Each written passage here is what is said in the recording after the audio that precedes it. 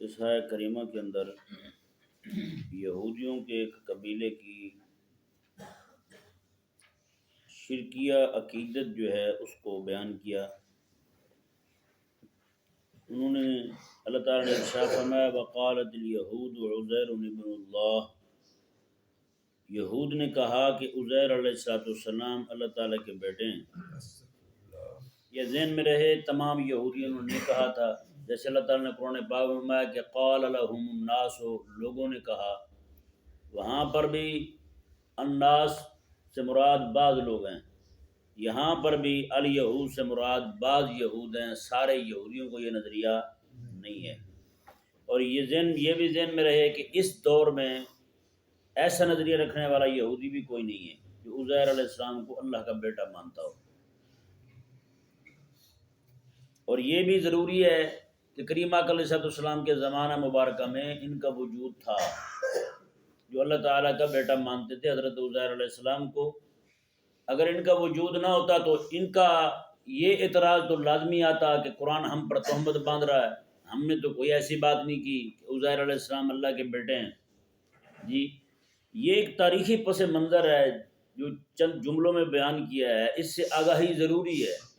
ٹھیک ہے جی، کئی سارے یعنی کہ جو لبرلزم کے خلاف کام کرنے والے ہیں وہ بھی بیچارے اس معاملے میں بڑے پریشان نظر آتے ہیں، کہتے ہیں تو نہیں تو قرآن نے کیوں کہہ دیا ہے۔ ٹھیک ہے نا جی، تو یہ ذہن میں رہے کہ سارے یہودی یہ نہیں کہتے تھے، بعض یہودی تھے جو کہتے تھے، جیسے آقا علیہ السلام کے سامنے آ کے کہا تھا مالک بن سیف نے اور اس کے ساتھیوں نے آ کے کہا تھا عزیر علیہ السلام کے لیے تو ابنیت کا عقیدہ ہم رکھتے ہیں کہ اللہ تبارک و تعالیٰ کے بیٹے ہیں وہ۔ جی اب قابل غور بات یہ ہے کہ انہوں نے حضرت عزیر علیہ السلام کو رب کا بیٹا کہا کیوں؟ کوئی نہ کوئی تو سبب پیش آیا ہوگا نا، جس وجہ سے انہوں نے عزیر علیہ السلام کو، رب کے پاک پیغمبر کو رب کا بیٹا ہی کہہ دیا۔ ہوا یہ کہ حضرت سیدنا موسیٰ علیہ السلام کے بعد آہستہ آہستہ یہودی جو ہیں انہوں نے انبیاء کرام علیہ السلام کو قتل کرنا شروع کیا۔ وہ انبیاء کرام علیہ السلام جو ہوتے تھے وہ تورات کے حافظ ہوتے تھے، تورات کے حافظ ہوتے تھے۔ یہ بھی ذہن میں رہے کہ پہلے جتنی بھی کتابیں ہوتی تھیں وہ سوائے نبی کے کسی کو حفظ نہیں ہوتی تھی۔ یہ واحد قرآن ہے، رب تبارک و تعالیٰ کا کلام ہے، جو اللہ تبارک و تعالیٰ نے امت کے چھوٹے چھوٹے بچوں کو بھی اس کے حفظ کی دولت سے مالا مال فرمایا۔ تو انہوں نے بخت نصر نے پھر حملہ کیا ان پر، اتنا اس نے ان پر ظلم و ستم کیا، ان کے علماء کو قتل کر دیا۔ ان کے بعد جو چند نسخے بچے تھے اس کے تورات شریف کے، انہوں نے وہ تورات جو تھی اس کو دفن کر دیا، تورات کو دفن کر دیا۔ اب تورات جو ہے وہ کسی بندے کے پاس نہیں رہی، سارے کے سارے لوگ تورات سے خالی ہو گئے۔ خلاق کائنات نے حضرت سیدنا عزیر علیہ نبینا و علیہ السلام کو حضرت جبریل امین علیہ السلام کے ذریعے پوری تورات حفظ کروا دی۔ حضرت عزیر علیہ السلام اپنے گھر سے روانہ ہوئے، ہاتھ پر تسبیح پڑھتے جا رہے ہیں، راستے میں جبریل امین علیہ السلام آئے، میں کہاں جا رہے ہیں؟ انہوں نے کہا کہ علم ہم سے ناپید ہو گیا ہے، اسی کی تلاش میں جا رہا ہوں، خالق اور مالک نے چلایا ہوگا انہیں۔ تو حضرت عزیر علیہ السلام کو جبریل امین علیہ السلام نے آنن فانن ساری تورات حفظ کروا دی۔ آپ جب واپس تشریف لائے حضرت عزیر علیہ السلام، آپ نے آ کر پڑھانا شروع کیا لوگوں کو، بچوں کو، نوجوانوں کو، بوڑھوں کو۔ جب سب کو تعلیم دینے لگے تو لوگ کشمکش میں مبتلا ہو گئے، ایک تشویش سی لہر، اس کی لہر دوڑ گئی کہ جب تورات ہمارے پاس رہی نہیں تو آپ کیسے پڑھا رہے ہیں؟ ممکن ہے آپ کو اور پڑھا رہے ہوں۔ اللہ تبارک و تعالیٰ نے اپنی طرف سے خاص کرم فرماتے وہ رہنمائی فرمائی، وہ جو دفن شدہ نسخہ تھا وہ انہیں میسر آیا۔ اب وہ نکال کے لائے، ایک طرف لوگ کھول کے بیٹھے اسے دفن شدہ نسخے کو، اور دوسری طرف حضرت عزیر علیہ السلام اسے زبانی پڑھنے لگے۔ اول سے لے کر آخر تک آپ نے ساری زبانی پڑھ سنائی۔ پوری کتاب میں نہ زیر کا فرق ہے نہ زبر کا فرق ہے۔ اب ہونا یہ چاہیے تھا کہ وہ یہ مان لیتے یار رب تبارک و تعالیٰ نے کرم فرمایا ہے، کہ ان کو تورات حفظ کروا دی تو اس کی برکت سے ہمیں ہماری دفن شدہ کتاب جو ہے جو ضائع ہو چکی تھی ہم سے وہ بھی ہمیں میسر آ گئی. نعوذ باللہ من ذالک. وہ کہنے لگے خالق اور مالک نے اتنا کرم کیا ان پر، ہم پر نہیں کیا. وہ دے ہمیں بھی سکتا تھا، حفظ ہمیں بھی کروا سکتا تھا، انہیں حفظ کروایا ہے. یہ لگتا ہے رب کے بیٹے ہیں.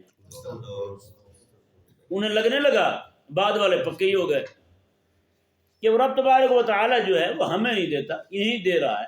پوری تورات ان کو حفظ کروا دی تو انہوں نے اس قدر غلو کیا، انہیں رب کا بیٹے بنا دیا، رب کا بیٹا بنا. بتائیں نا جی. یہاں پہ تھوڑا سا ہم اپنے ذرا معاشرے کو دیکھیں. یہودیوں کے اندر غلو اس قدر آ گیا کہ جس کو دیکھا کہ قرآن کتاب کے حافظ ہیں انہیں رب کا بیٹا ہی کہہ دیا، رب کا بیٹا کہہ دیا. اور ہمارے ہاں جسے دیکھتے ہیں یہ قرآن کا حافظ ہے اسے سب سے بیکار سمجھتے ہیں. ہے یا نہیں؟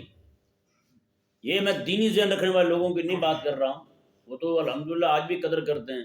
باقی جو لوگ ہیں جو اپنے آپ کو جناب اوپن مائنڈڈ کہتے ہیں، لبرلزم کے، سیکولرزم کے مرض کے جو شکار ہیں، ان کے نزدیک قرآن کریم کا حافظ جو ہے وہ جیسے بہت بڑے ان کے جج صاحب جو ہیں انہوں نے بھی فرمایا تھا جو قرآن پڑھ لے وہ کسی کام کا نہیں رہتا، جو قرآن حفظ کر لے وہ کسی کام کا نہیں رہتا. بتائیں تو بندہ کہاں جائے بھلا؟ نعوذ باللہ من ذالک. کریم آقا صلی اللہ تعالی علیہ وآلہ وسلم نے ارشاد فرمایا کہ قیامت کے قریب جو بندہ نیکی کی دعوت دینے والا ہوگا اور برائی سے منع کرنے والا ہوگا، میں کہ اس سے لوگ اس طرح نفرت کریں گے جس طرح گدھا مر گیا ہو اور پھول پھٹ چکا ہو. اس سے لوگ نفرت کرتے ہیں، ناک پہ کپڑا چڑھا کے وہاں سے نکلتے گزرتے ہیں. میں یہی حال اس وقت ہوگا اس بندے کا جو داعی الی الخیر ہوگا، جو ناہی عن المنکر ہوگا. اس بندے کے ساتھ لوگ یہ رویہ رکھیں گے. جی آج بھی آپ حق بات کیا ہے کہ دیکھ لیں پھر دیکھیں آپ کے ساتھ کیا ہوتا ہے نا. لوگ جو ہے نا وہ یہ تو میں کہتا ہوں سچی بات ہے، یہ علماء کا حوصلہ ہے، علماء کا حوصلہ ہے. اتنی باتیں سن کے بھی دین حق کی خدمت کر رہے ہیں، کام کر رہے ہیں دین حق کا.